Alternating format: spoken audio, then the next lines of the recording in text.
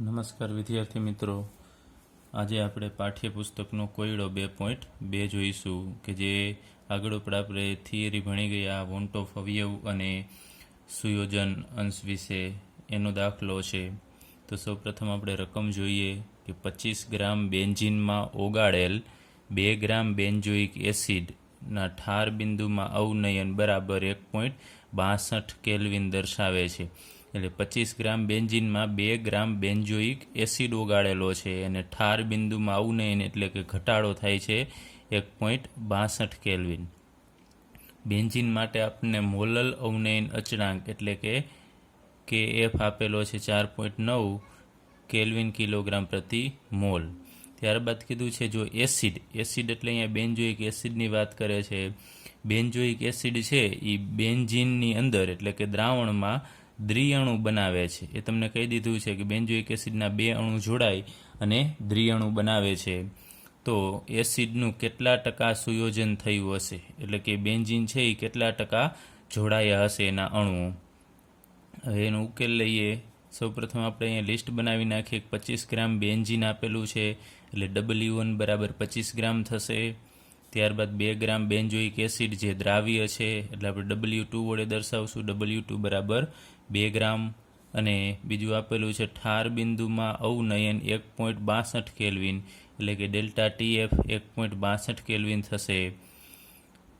અને મોલલ અવનયન અચળાંક KF 4.9 kelvin kilogram પ્રતિ મોલ આપેલો છે. તો કેટલા ટકા એસિડનું સુયોજન થતું હશે એટલે X આપણે ગણવાનો છે. તો આના માટે સૌપ્રથમ આપણે પ્રાયોગિક મોલર દળ ગણી લઈએ કારણ કે આની આગળ ઉપર વોન્ટ ઓફ અવયવ ગણવામાં જરૂર પડશે. તો પ્રાયોગિક મોલર દળ M2 બરાબર KF ગુણ્યા 1000 ગુણ્યા W2 છેદમાં ડેલ્ટા TF ગુણ્યા W1 એનું સૂત્ર થશે. બધી વેલ્યુ મૂકીએ.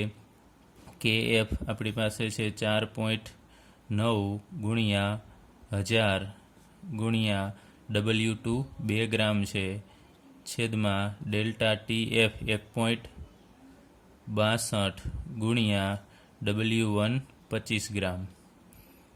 ચાલો તો આનું આપણે સાદુરૂપ આપીએ તો આપણને જવાબ મળશે 241.98 ગ્રામ પ્રતિ મોલ.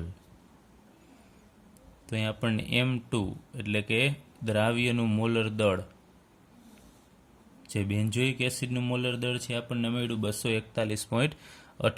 એ પ્રાયોગિક છે. કેમ પ્રાયોગિક છે? કારણ કે અહીંયા જે આપણે બધી વેલ્યુ મૂકેલી છે એ પ્રયોગ કર્યા પછીની વેલ્યુ છે. કેમ કે આને બેન્ઝીનની અંદર ઓગાળતા આપણને ઠાર બિંદુમાં અવનયન 1.62 કેલ્વિન દર્શાવે છે. તો એ પ્રયોગ દ્વારા મળેલું છે 1.62. એ વેલ્યુ આપણે આમાં મૂકેલી છે. તો પ્રયોગની વેલ્યુ મૂકી અને જે આપણને મોલર દળ મળશે એ પ્રાયોગિક મોલર દળ મળશે. એટલે પ્રાયોગિક મોલર દળ થશે 241.98 ગ્રામ પ્રતિ મોલ. હવે આપણે લઈએ કે બેન્ઝીનની અંદર બેન્ઝોઇક એસિડ ઓગળે છે ત્યારે દ્વિઅણુ બનાવે છે. તો કઈ રીતે એ દ્વિઅણુ બનાવે છે એ આપણે જોઈએ. તો C6H5COOH એના આપણે 2 અણુ લઈએ શરૂઆતમાં. જુદા જુદા એના 2 અણુઓ છે. તો એ જોડાઈ અને દ્વિઅણુ એટલે કે 2 અણુ આપણે આગળ ઉપર જે એસિટિક એસિડમાં ભણી ગયા હતા એ મુજબ અહીંયા પણ એ જ રીતે સેમ દ્વિઅણુ બનાવશે. એટલે કે અહીંયા બંને અણુઓ અલગ અલગ છે એ અહીંયા અણુ જોડાઈ જાય છે. તો અહીંયા આપણે વાત કરીએ કે શરૂઆતની વાત કરીએ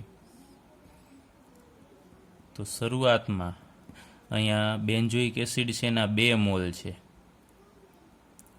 તો જ્યારે પ્રક્રિયા જે ચાલુ જ થઈ હોય જે સ્ટાર્ટિંગ હોય ત્યારે આના 2 મોલ છે તો આના મોલ 0 હશે. જે આપણે સંતુલન ચેપ્ટરમાં ભણી ગયા છીએ કે શરૂઆતમાં પ્રક્રિયક હશે પરંતુ નિપજ હશે નહીં. ત્યારબાદ આપણે સંતુલને વાત કરીએ કે સંતુલને અહીંયા કેટલું બનશે. તો આપણે અહીંયા ધારી લઈએ છીએ કે અહીંયા X મોલ બને છે. આપણે 11મા ધોરણમાં સંતુલન ચેપ્ટરમાં પણ આવા દાખલા આવ્યા હતા ત્યારે જોયું હતું કે સંતુલને કેટલું બને છે. તો આપણે ધારી લઈએ કે શરૂઆતમાં 0 હતું પરંતુ સંતુલન સમયે આના X મોલ બને છે. તો આ જે બને છે એ આમાંથી બને છે. તો આમાંથી બાદબાકી આપણે કરવી પડશે ને એ આપણે અહીંયા ગમે તેટલા મોલ હોય આપણે વાત કરી હતી 1 - એક્સ થશે. તમને ખ્યાલ છે 1 - એક્સ લેવાનું છે, એકમાંથી આ એક્સ બાદ કરવાનો છે, અને અહીંયા જેટલા મોલ હોય એ આપણે અહીંયા 12 લખવાના છે. 2 હોય તો 2, 1 હોય તો કાંઈ લખવાની જરૂર નથી. ચાલો, અહીંયા એક્સ મોલ બને છે તો અહીંયા 1 - એક્સ અને અહીંયા 2 મોલ હોવાથી બહાર તમારે 2 લખવું પડશે. હવે આપણે લઈએ કે જો શરૂઆતમાં 2 મોલની જગ્યાએ 1 મોલ હોય, આપણે એ લખીએ, જો શરૂઆતમાં 1 મોલ હોય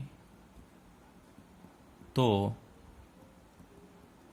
સંતુલને દરેકના કેટલા મોલ થશે? અહીંયા 2 છે, ટૂંકમાં આપણે અહીંયા 2 મોલની જગ્યાએ 1 મોલ લઈ આવવો છે, તો સંતુલને આપણે એને 2 વડે ડિવાઈડ કરવાના છે. અહીંયાથી 2 મોલ છે ને આપણે કાઢવા છે, તો 2 વડે એને ભાગી નાખીએ, અહીંયા છેદમાં 2 વડે, અહીંયા પણ 2 વડે, તો 2 અહીંયા ઉડી જશે, તો અહીંયા તમને મળશે 1 - એક્સ. આને 2 વડે ભાગવાનું છે અને આને 2 વડે ભાગવાનું છે, તો આને 2 વડે ભાગતા તમને મળશે x/2 મોલ. તો આ કઈ રીતે મળ્યું? આપણે ધારી લીધું છે કે શરૂઆતમાં 1 મોલ હોય. જો અહીંયા 2 મોલ હતા તો આપણને આ મળતું હતું 2 - એક્સ અને એક્સ મોલ. જો શરૂઆતમાં અહીંયા 1 મોલ હોત તો અહીંયા આપણને 1 - એક્સ મળે અને અહીંયા x/2. એટલે તમારે યાદ રાખવાનું છે કે અહીંયા તમે જેટલા મોલ લીધેલા છે એમાંથી અહીંયા સંતુલને બનશે અડધા મોલ બનતા હોય, તો અહીંયા 2 મોલ છે તો અહીંયા જો 1 જ એક્સ બને છે. એ જ રીતે અહીંયા આપણે શરૂઆતમાં બહાર જુઓ, તમે 1 મોલ લેશો તો અહીંયા x/2, એટલે કે અહીંયા 2 અણુમાંથી 1 અણુ બને છે, એટલે અહીંયા હોય એના કરતાં અહીંયા અડધા મોલ થશે. તો આપણે આનો ઉપયોગ કરીશું આ શરૂઆતમાં 1 મોલ લઈને.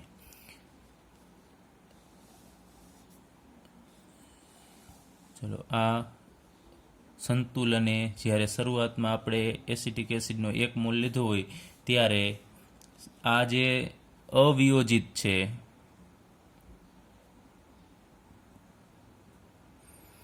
અવિયોજિત એટલે કે વિયોજન ન પામ્યા હોય એવા, અને આ અવિયોજિત એટલે ટૂંકમાં અહીંયા આપણે કહેશું, અહીંયા આપણે સુયોજિત કહેશું,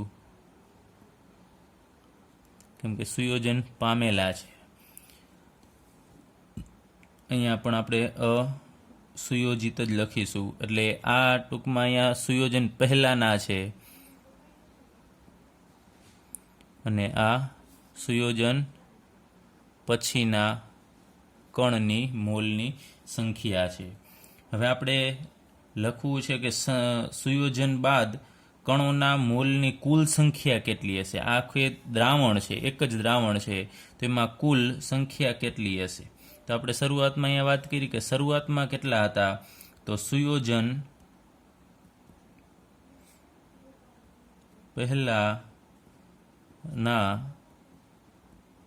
કણોના મોલની સંખ્યા, એટલે કે સુયોજન હજી કાંઈ નહોતું થયું ત્યારે આપણે શરૂઆતમાં ધારી લીધું હતું કે શરૂઆતમાં એ 2 મોલની જગ્યાએ 1 મોલ છે, તો શરૂઆતમાં આપણે 1 મોલ લઈ લઈએ, કુલ કણોના મોલની સંખ્યા 1 થશે. હવે આપણે લઈએ સુયોજન પછીના કણોના મોલની કુલ સંખ્યા, એટલે કે સુયોજન થઈ ગયું પછી આ દ્રાવણની અંદર કુલ કેટલા મોલ હશે? એ તમને ખબર છે કે સુયોજન થયા પછી અમુક અસુયોજિત પણ હશે, સુયોજન ન થયા હોય એવા, અને અમુક સુયોજન પામેલા હોય છે. બધા આપણે કુલ એનો સરવાળો કરવો છે, તો કેટલા થશે? તો સુયોજન પહેલાંના છે 1 - એક્સ અને બીજું થશે અહીંયા x/2. ફરીથી એક વખત અહીંયા સુયોજન પહેલાંના અને સુયોજન પછીના આપણે કુલ કણના મોલની સંખ્યા અહીંયા લખી છે 1 - એક્સ પ્લસ x/2. ચાલો આનું આપણે સાદુરૂપ આપીએ તો આપણને જવાબ મળશે 1 - x/2. ચાલો, તો આ સુયોજન પછીના કણોની મોલની કુલ સંખ્યા દર્શાવે છે અને આ પહેલાંના કણની કુલ સંખ્યા. હવે આપણે વોન્ટ ઓફ અવયવ છે એ મેળવવો પડશે. તો એના માટેનું સૂત્ર આપણે આગળ ઉપર ભણી ગયા છીએ એ ફરીથી અહીંયા લખીએ. વોન્ટ ઓફ અવયવ આઈ બરાબર સામાન્ય મોલર દળ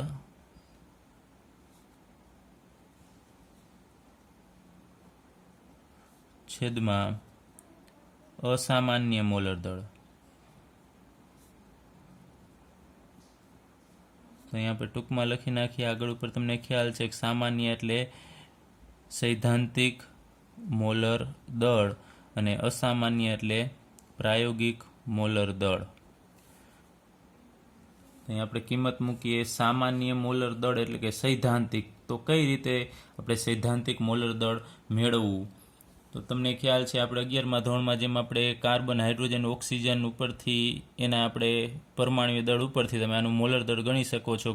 6 કાર્બનના કેટલા, હાઇડ્રોજન 5 કેટલા, ફરીથી કાર્બન 2, ઓક્સિજન, હાઇડ્રોજનના. તો એ બધાનો તમારે સરવાળો કરી લેવાનો. તો સામાન્ય મોલર દળ છે એ આપણને મળશે 122. એટલે કે આપણી રીતે આપણે ગણતરી કરીને મૂકેલું છે કે કાર્બનના આટલા, હાઇડ્રોજનના, ઓક્સિજનના, એનું મોલર દળ 122 થશે. એ આપણે આપણી રીતે મેળવવું પડશે.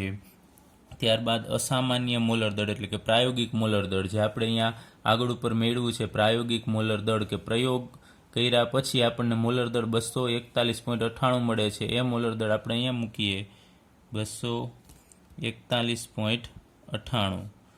તો એનું સાદુરૂપ આપીએ તો આપણને મળશે 0.504. એટલે કે વોન્ટ ઓફ અવયવ 0.504 મળે છે આપણને. હવે આપણે સુયોજન અંશ મેળવવાનો છે. તો એના માટે આપણે બીજું સૂત્ર વોન્ટ ઓફ અવયવનું લઈએ.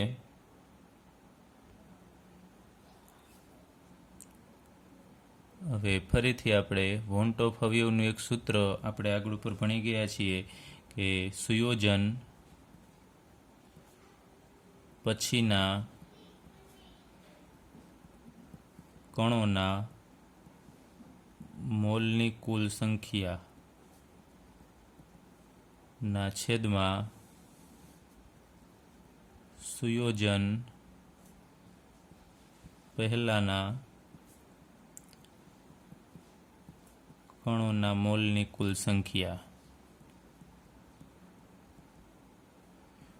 આપણે સુયોજન મેળવવાનું છે એટલે કે એક્સની વેલ્યુ મેળવવાનું છે.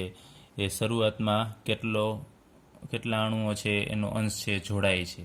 તે આપણે અહીંયા આગળ ઉપર મેળવ્યું તો સુયોજન પછીના કણોના મોલની કુલ સંખ્યા. તો એ મેળવ્યું છે સુયોજન પછીના કણોના મોલની કુલ સંખ્યા આપણી પાસે છે 1 - x/2. એટલે કે 1 - x/2 ના છેદમાં સુયોજન પહેલાંના કણોના મોલની કુલ સંખ્યા. તો સુયોજન પહેલાં કણોના મોલની સંખ્યા 1 આપણે અહીંયા લીધેલી. શરૂઆતમાં 2 લીધું હતું પણ પછી આપણે એને કન્વર્ટ કર્યું હતું 1 મોલ લઈને. તો અહીંયા આપણે 1 મૂકવાનું થશે. અને અહીંયા આઈની વેલ્યુ વોન્ટ ઓફ અવયવ આપણને મળી ગયો છે 0.504.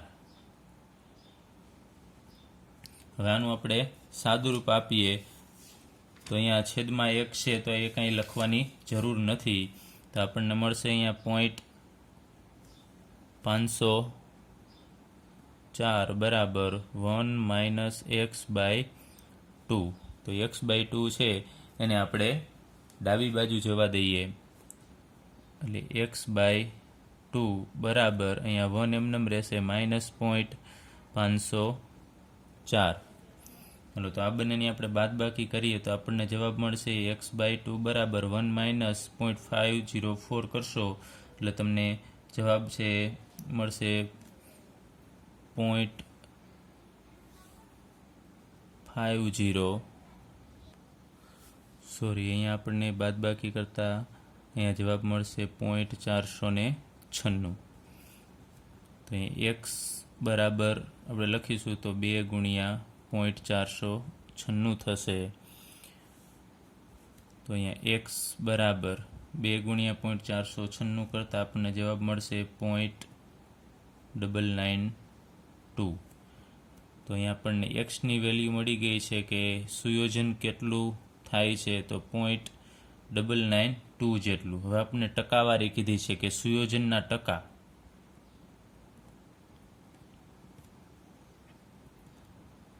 ટકાવારી કેટલી થશે?